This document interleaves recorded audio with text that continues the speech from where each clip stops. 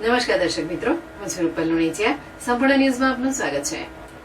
ડીસા શહેરમાં સ્વામિનારાયણ સંપ્રદાયના કથાકાર પૂજ્ય સતશ્રી મહારાજના મુખેથી શ્રીમદ ભાગવત કથા પારાયણનું રસપાન કરવા મોટી સંખ્યામાં હરિભક્તો ઉમટી રહ્યા છે. ડીસામાં ગંગા સ્વરૂપ દેવીબેન રામાભાઈ રાપુસા પરિવાર દ્વારા હવાઈ પિલર મેદાન ખાતે શ્રીમદ ભાગવત કથા પારાયણનું આયોજન કરાયું છે, જેમાં સ્વામિનારાયણ સંપ્રદાયના સર્વગુણ સંપન્ન વિદ્વાન સાધુ પરમ પૂજ્ય સતશ્રી મહારાજ સંકીર્તન સાથે કથા વાર્તાનું રસપાન કરાવી રહ્યા છે. સતશ્રી મહારાજે સતત 2 દાયકાથી વધુ સમયથી દેશ વિદેશમાં લોકોને મહાભારત, ભાગવત, રામાયણ, સ્વામિનારાયણ ચરિત્ર અને શિવપુરાણ જેવી કથાઓ કરીને લાખો લોકોના જીવનમાં પરિવર્તન લાવ્યા છે.